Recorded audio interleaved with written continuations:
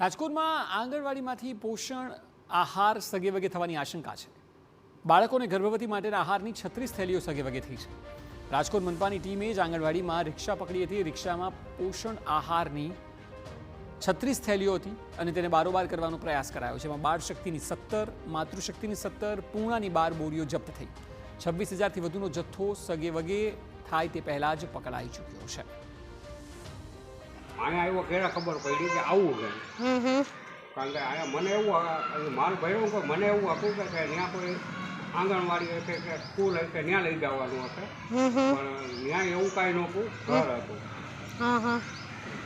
અને પહોંચાડવાનો ક્યાં હતો તમારા માલ?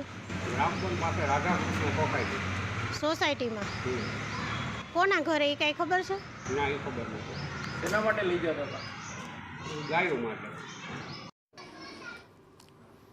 કેન્દ્રમાંથી બાળકો અને ગર્ભવતીઓ માટે અપાતા પોષક આહારની 36 થેલીઓ બારોબાર સગેવગે કરવાનું કૌભાંડ હોવાની આશંકા છે, કારણ કે મનપાની જ ટીમે આ જથ્થો રિક્ષામાં લઈ જતા પકડ્યો અને ચાઇલ્ડ ડેવલપમેન્ટ પ્રોજેક્ટ ઓફિસરે સમયસર કાર્યવાહી કરી અને જથ્થો આંગણવાડીમાંથી બહાર જાય તે પહેલાં પકડી લીધો। સવાલ એ છે કે આ કૌભાંડમાં કોની સંડોવણી છે?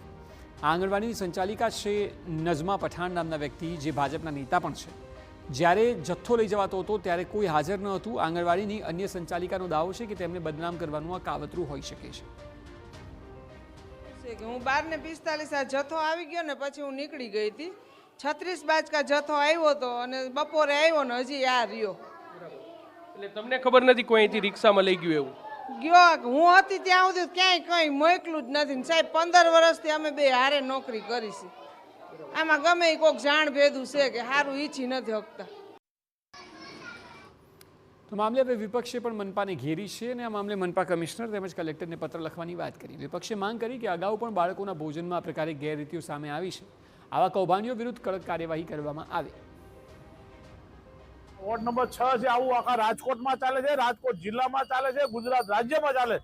આ વોર્ડ નંબર 6 ના ભાજપના પ્રમુખ છે।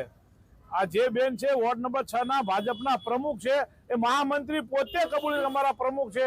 અને જો એના પ્રમુખ હોય અને પ્રમુખ આવું કૌભાંડ કરતા હોય એ શરમજનક બાબત છે અને ભાજપ માટે પણ લાંછનરૂપ છે।